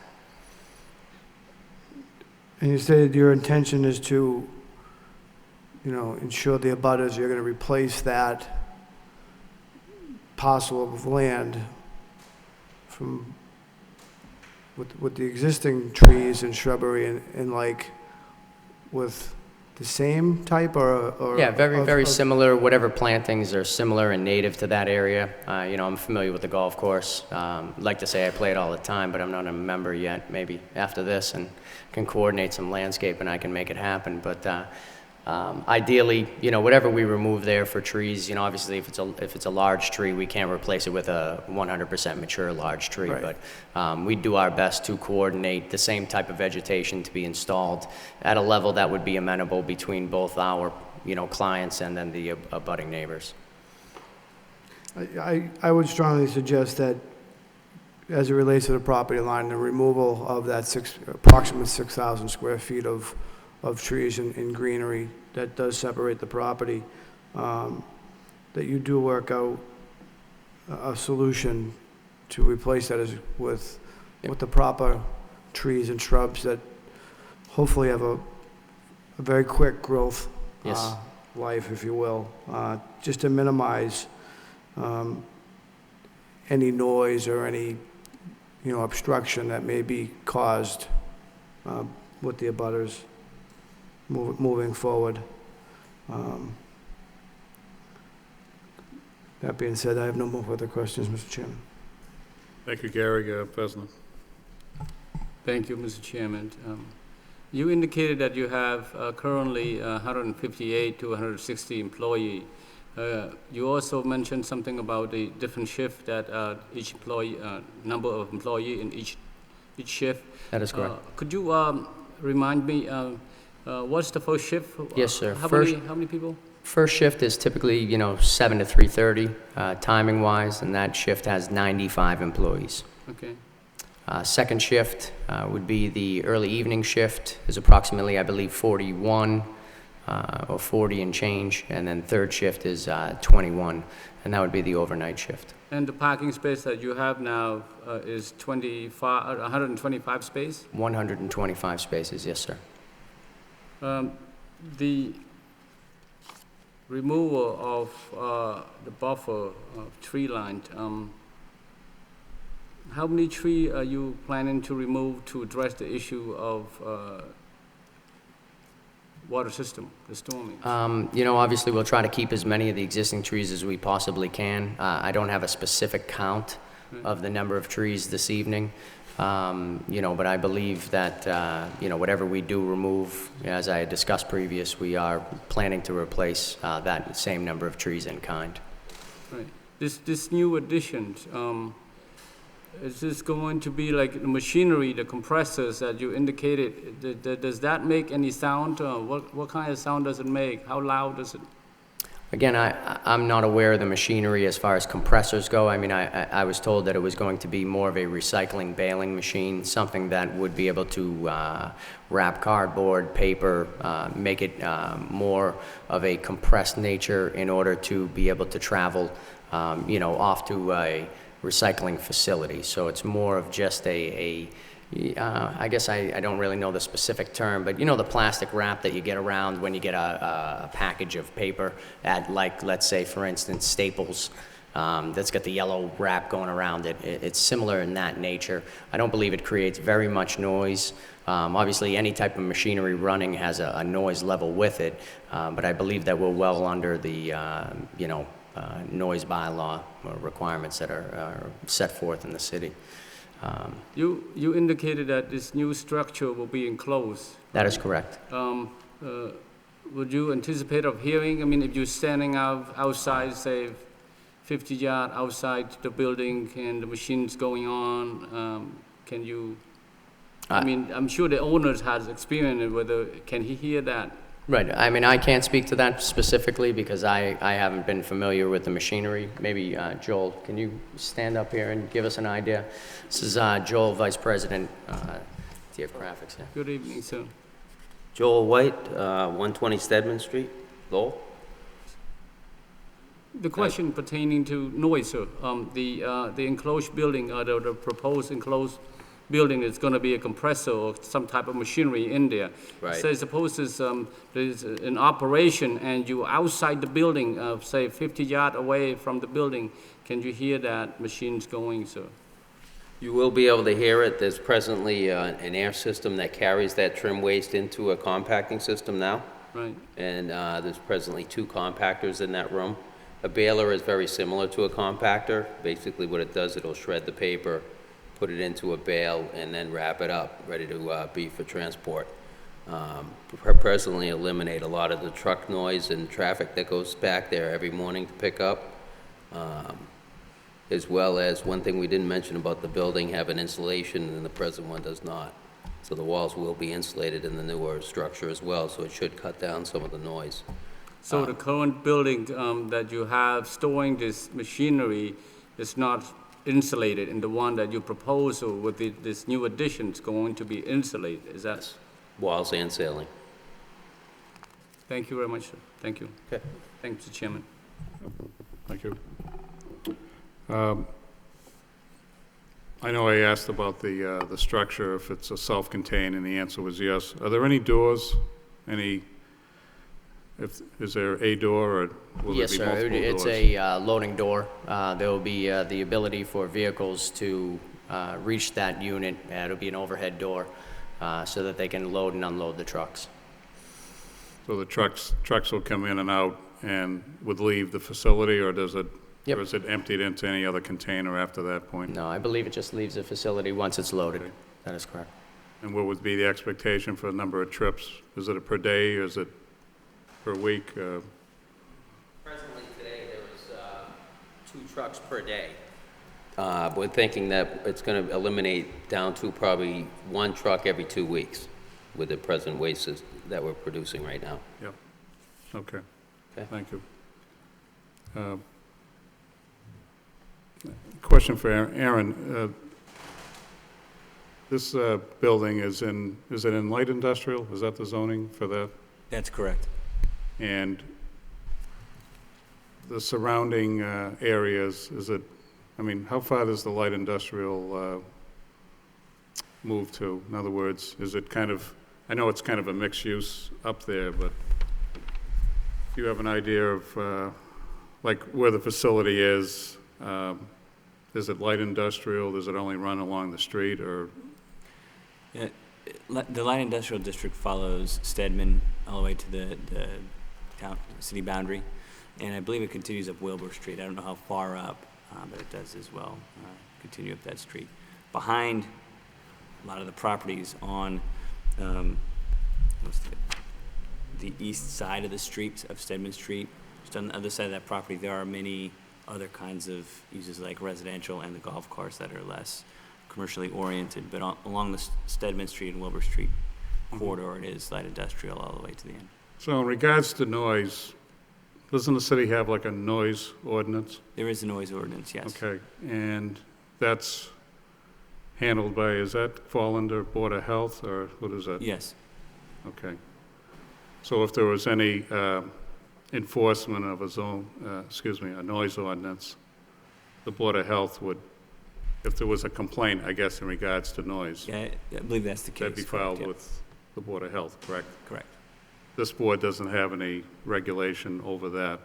Well, the zoning board could place a condition that there be some noise attenuation, whether it's additional insulation or it's operational requirement that the loading doors are shut anytime the compactor or the baler itself is operated.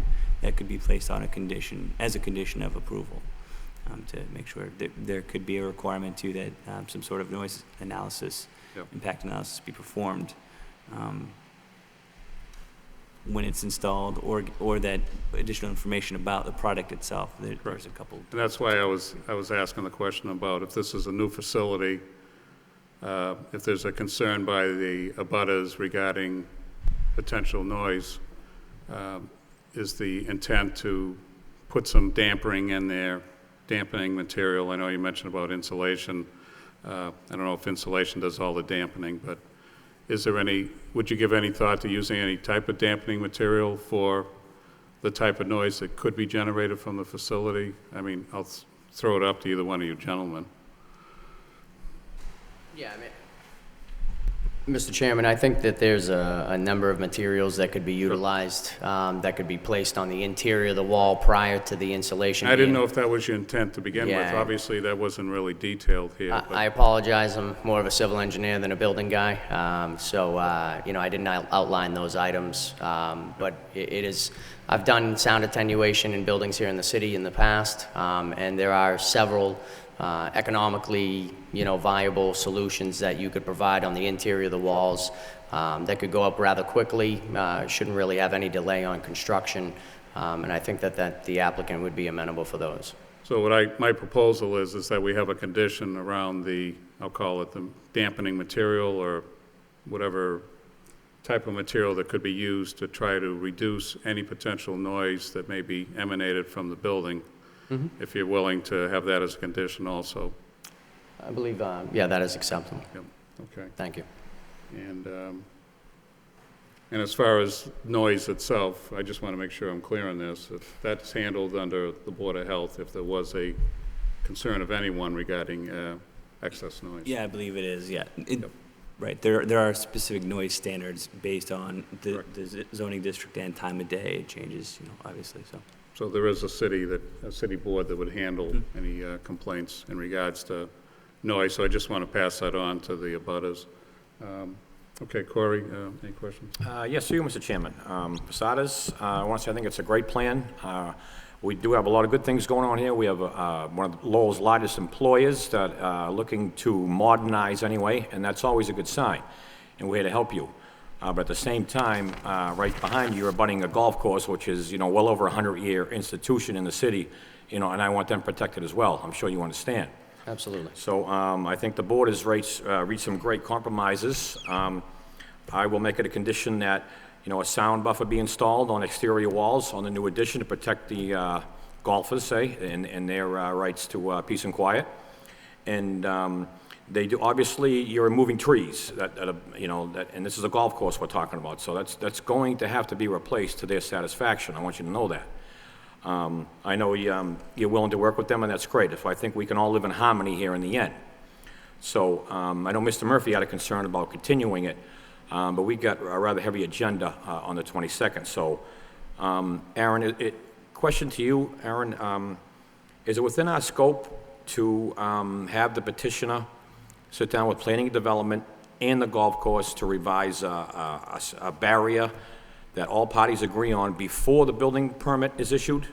So this will get resolved in time. Yes, that will motivate all parties to get this done. That would typically be the regulatory instrument that would be held out before the conditions are all addressed. Well, if we can use that as a tool, that'd be great to protect all parties. I think that protects all interests, and I appreciate your clients willing to work with the petitioner as well. So I have a couple conditions to add, but other than that, I think it's a great project, and I wish you all luck. Thank you very much. Thank you, sir. Thank you, Corey. Dennis? Thank you, Mr. Chairman. I've got a couple of questions. I don't know if you can answer them, but the building itself, what would be the side yard setback remaining from the new addition to the southern side yard or property line? If you give me one quick second, I believe I had addressed that in the application. It says 58 feet, but I don't think that's accurate. Probably isn't, huh? It looks like it's more like 20 feet or less. Yeah, I believe that proposed yeah, I mean, I don't have the specific number. I look at that and I apologize again, that is incorrect. I think that outlined the existing and the existing currently. So the structure itself is going to be 30 by 80. So if you were to take the lesser of the two, 50 feet plus or minus, take the 30 out, we're looking at a 20-foot side yard setback. And has this been reviewed? I mean, do you have an architect involved, or has anyone looked at this as far as how that's going to impact the building that currently is there? Because I think when you add to I assume this is an unlit area building, mixed use. Say that last part again? From a building code standpoint, I assume it's an unlimited area mixed use building? Again, I think you're going beyond my scope of knowledge. But I believe in the code, we're required to have a 60-foot setback to property lines unless you have a rated construction. And so. Fire-rated construction, is that Fire-rated correct? construction, yeah. Yes. And so you're going to be providing a fire-rated wall with this addition? I think that typically on any type of project that requires review for sprinkler systems and fire systems, that this project would be reviewed by Mr. Casey at the fire department, as well as the building inspector to provide required comments on anything that was submitted under that building permit application. I believe the building itself is actually a manufactured building, is that correct? It's a one-piece building that comes in sections and will be attached and established on the actual building itself and enclosed in. Should there be a requirement to increase the fire rating due to the closeness of the property line, then that requirement will have to be adhered to in order to satisfy the building permit requirements. I think part of that requirement also includes an accessible perimeter route for fire apparatus, which is typically 20 feet wide, which means probably no fencing and no trees in that side yard in order to maintain that. I'm assuming that that's been reviewed by somebody, no? Again, I only received the comments that were issued to us prior to this meeting this evening, so I am unaware of any comments that might have addressed those issues that you're bringing up, Mr. McCarthy. Again, I would think that those are more building issues. If there is an issue regarding or pertaining to that distance, then obviously that'll have to be something that we'll have to work around at that point. It's really tight. I don't know if you can even, I think that we got to get some comments from, So Aaron, can you, is there something you can add to A couple this? of things there. I think with the question on the fire rating building and construction, to get a building permit, it'd have to meet that standard, that fire rated standard, before they were able to get the building permit.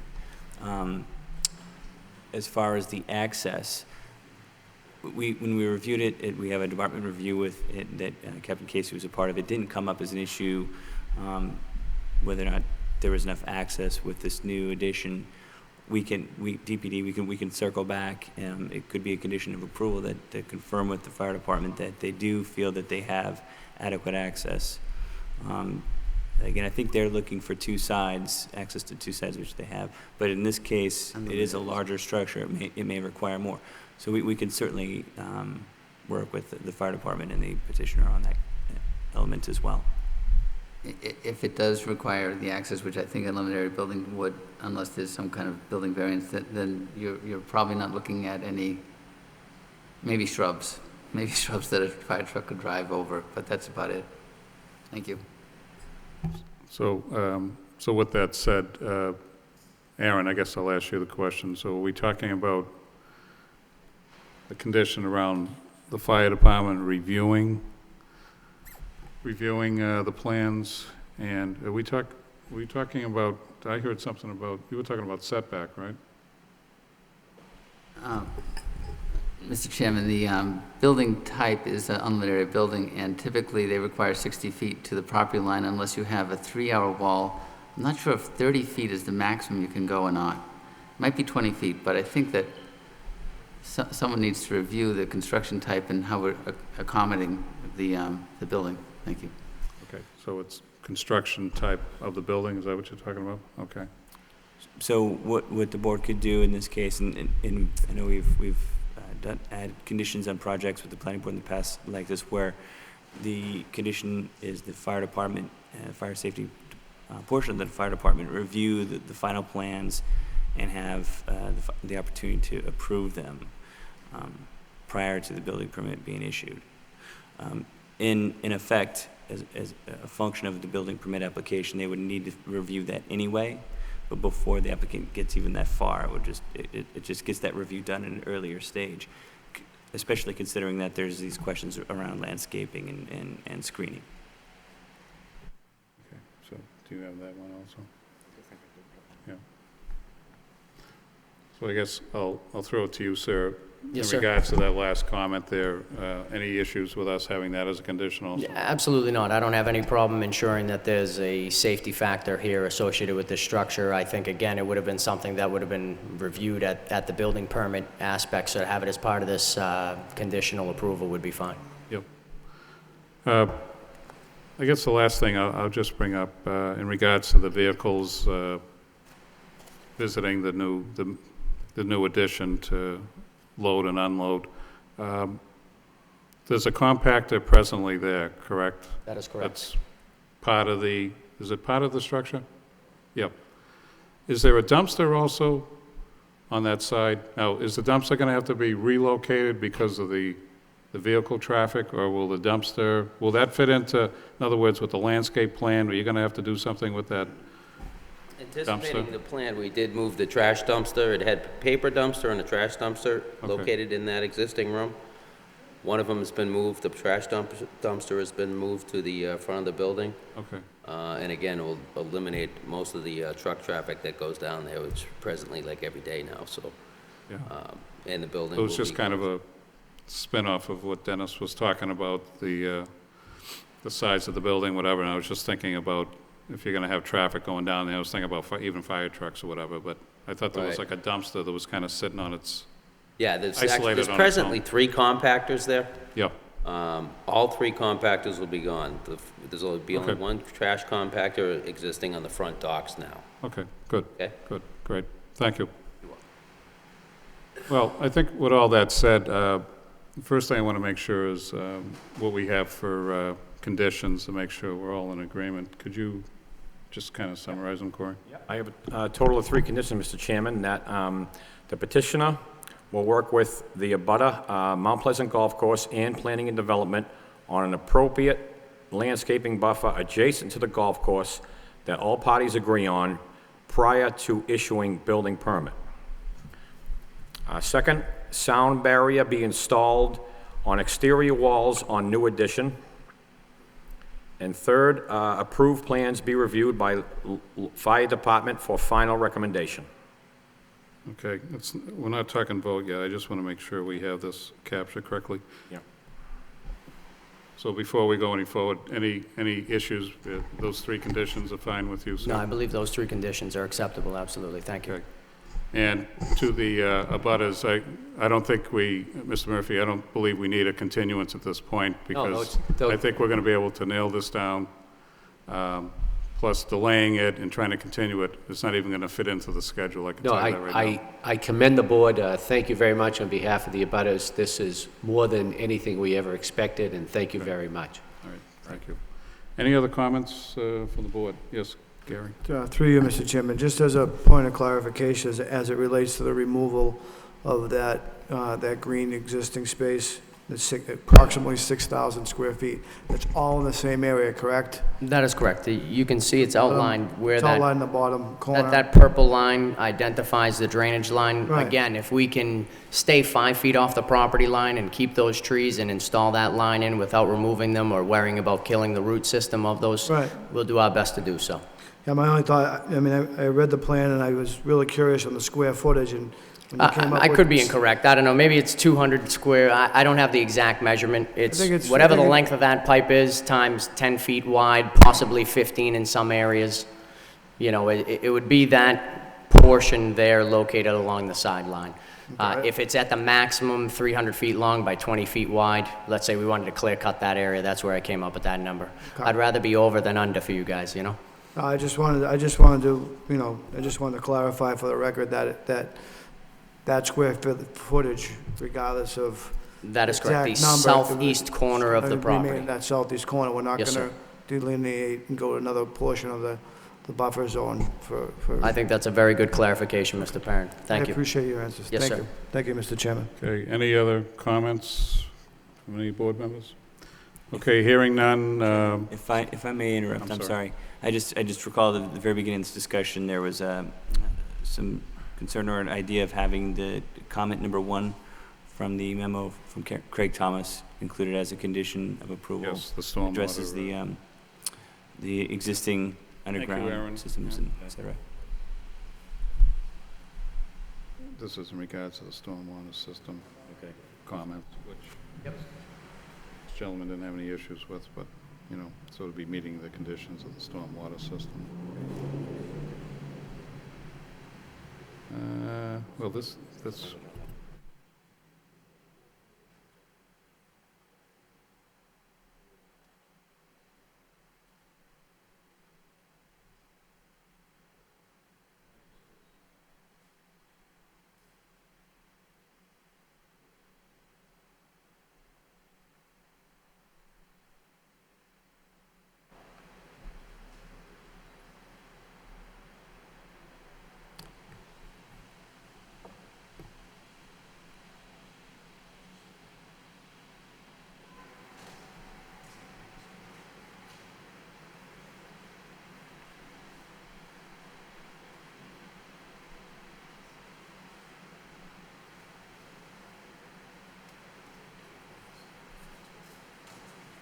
okay, Mr. Okay, Clerk, yeah, okay, Mr. Chairman, I think the board has reached an outstanding compromise that's satisfactory to both parties here this evening. I think it's great.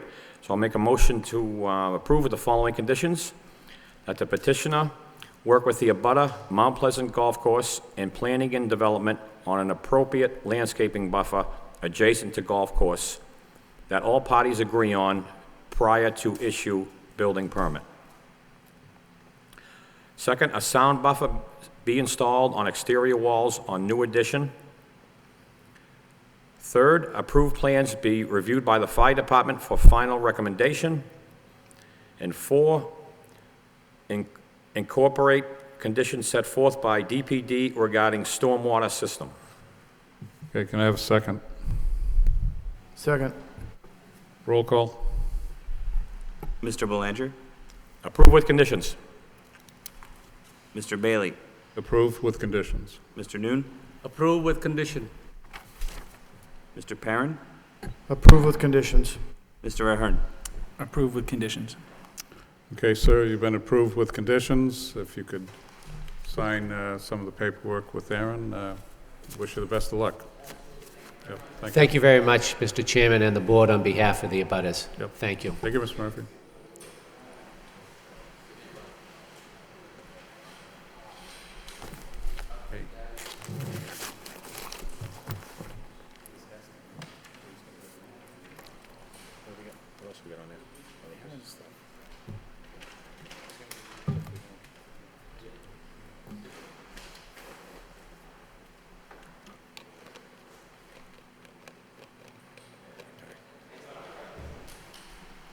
Okay, our next order of business is under other business. This is the adoption of zoning board bylaws. The City of Lowell Zoning Board of Appeals will review and discuss proposed rules and regulations to clearly establish administrative processes and standardized procedures of the board's meetings. This will also include a review of a revision to the Board of Appeals schedule. Yes, sir.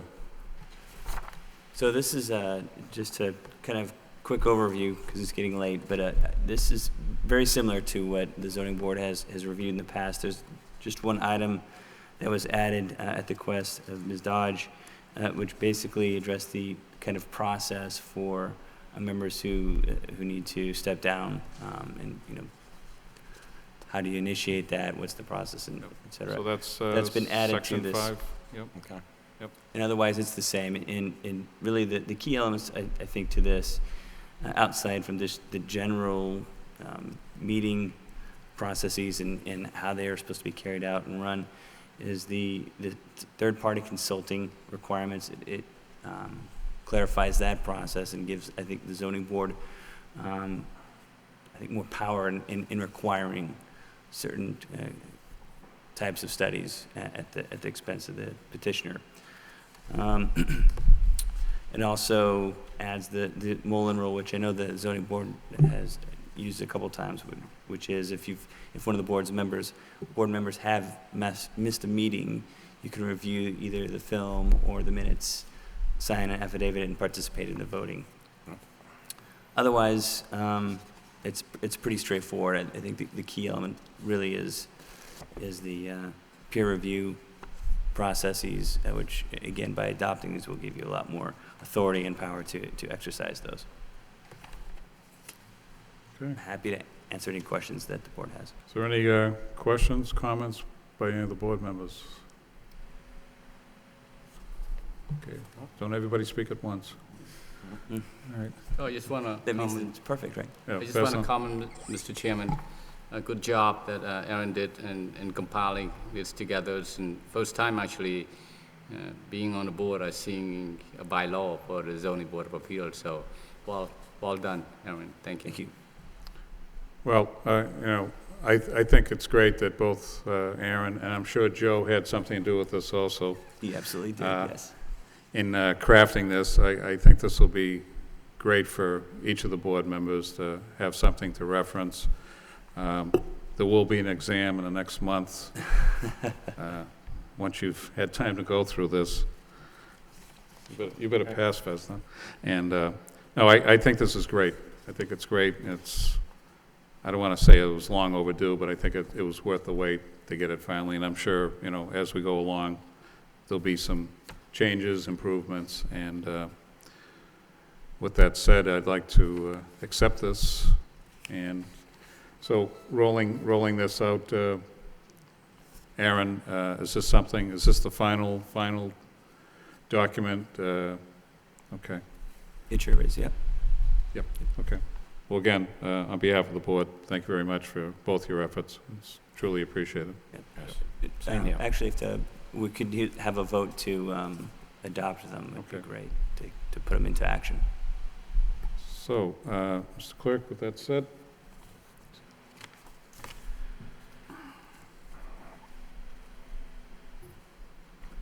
Let's see, how should I? 1, 2,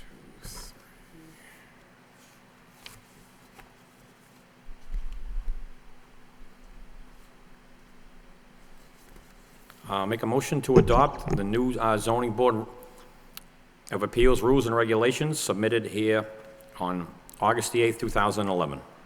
have a second? I second, sir. I have a roll call? Mr. Belanger, Approve. Mr. Bailey, Approved. Mr. Noon, Approved. Mr. Perrin, Approve. Mr. Ahern. Approve. Okay. Any other business anybody like to bring up? No, I believe that's on it on the agenda, Mr. Chairman. So that being said, I'll make a motion to adjourn. So heard. Second.